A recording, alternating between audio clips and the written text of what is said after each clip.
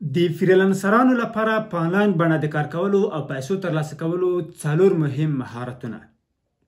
فریلانسینګ یا آزادکاري نن ورځ په نړۍ کې د هغه کسانو لپاره چې په یوه برخه کې پوهه ولري، مهارت ولري او تجربه ولري په یو مهم او نړیوال کار ګرځېدلې ده. دوی دغه کار د مهمو او مشهورو پلیټفورمونو لکه upwork.com، fiverr.com او همدارنګه د ټولنیزو پاڼو په مرسته ترسره کوي. که چیرې تاسو په یو برخه کې مهارت ولرئ، انټرنیټ ته لاسرسی ولرئ او موبایل یا کمپیوټر ولرئ، که د نړۍ په هر ګوټ کې وای، حتی په افغانستان کې تاسو دغه کار ترسره کولی شئ.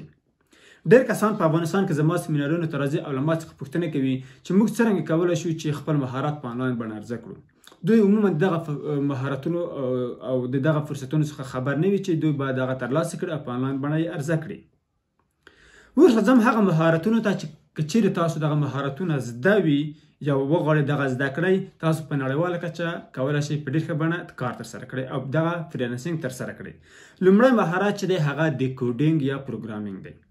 وګورئ که چیرې تاسو هغه د پروګرامینګ ژبې لکه سی شارپ، سی پلس پلس، جاوا، جاوا سکریپټ، ایچ ټي ام ایل او دې ته ورته مهمې ژبې د کمپیوټر زده کړئ، تاسو کولی شئ چې په افغانستان کې وئ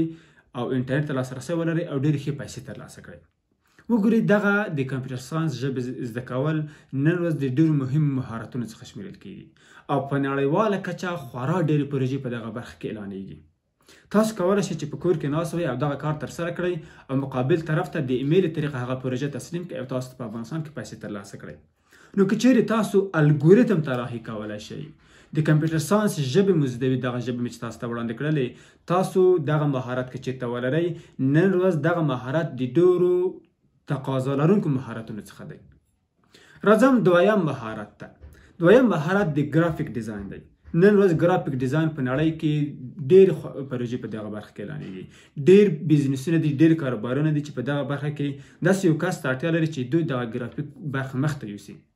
نو که چیرې تاسو په دغه برخه کې پوهه لرئ، په دغه برخه کې عملي کار ترسره کولی شئ، دغه ویب سایټونو په مرسته چې تاسو ته مې مخکې معرفي کړل، همدارنګه د ټولنیزو پاڼو په واسطه چې هلته تاسو کولی شئ اکاونټ جوړ کړئ او د ځان لپاره پیرودونکي پیدا کړئ. دریم مهارت چې ډېر مهم دی او ډېر تقاضا ورته ده هغه د SMM یعنی سوشل میډیا منیجمنټ یا سوشل میډیا مارکیټینګ دی. که چیرې تاسو په سوشل میډیا منیجمنټ کې SMM کې تخصص ولرئ، پوهه ولرئ او دغه کار په ښه شکل سره ترسره کړئ، په میلیونونو بزنسونه دي او هغوی په ټولنیزو پاڼو کې لکه په انسټاګرام کې، په فیسبوک کې دوی پاڼې لري، دوی د تولید محتوا ته اړتیا لري، دوی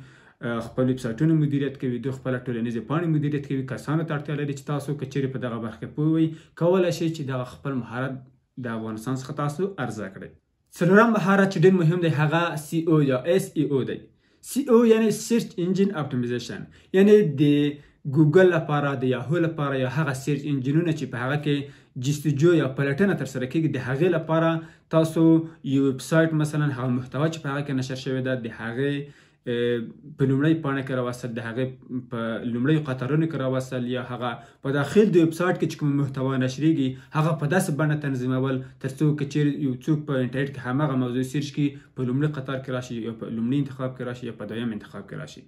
که چیرې تاسو دغه کار ترسره کولی شئ، محتوا SEO کولی شئ، ویب سایټ SEO کولی شئ، همدارنګه د SEO خورا نورې ډېرې پروژې وي چې په آنلاین بڼه اعلانیږي، دغه کار که چیرې تاسو ترسره کولی شئ په آنلاین بڼه خورا ډېر فرصتونه په دغه برخه کې موجود دي. اوس راځم د یو بل فرصت څخه چې تاسو باید خبر کړم، هغه دا دی چې هغه که چیرې تاسو دغه مهارتونه ونه لرئ، د بېلګې په توګه تاسو یو ژباړن یې، تاسو تجوید زده کړئ، تاسو قرآن کریم زده کړئ، تاسو تفسیر زده کړئ، تاسو مثلا په یوه برخه کې مشاوره ورکولی شئ، په دغه برخه کې هم خورا ډېر فرصتونه موجود دي. وګورئ ډېر افغانان دي چې نن ورځ په بهرنیو هېوادونو کې بوسي، دوی خپلو زامنو ته، خپلو لورانو ته، همدارنګه دوی خپله تجوید استاد ورته نیولی وي، تفسیر استاد ورته نیولی وي او ډېر د افغانستان څخه بهر استادان، د پاکستان څخه، د هند څخه، د عربي هېوادونو څخه دغه استادان دي چې دوی ته درس ورکوي. تاسو په افغانستان کې ولې دغه کار نه شروع کوئ، دغه کار نه ترسره کوئ؟ تاسو وګورئ عموما په دیني برخه کې ښه رسېدلي وئ، تاسو یوازې په سوشل میډیا کې یعنې په یوټیوب کې، په فیسبوک کې، په انسټاګرام کې د ځان لپاره یو اکاونټ جوړ کړئ، محتوا تولید کړئ تر څو هغوی تاسو سره اشنا شي، تاسو وپېژني او د هغې طریقه تاسو سره اړیکه ونیسي.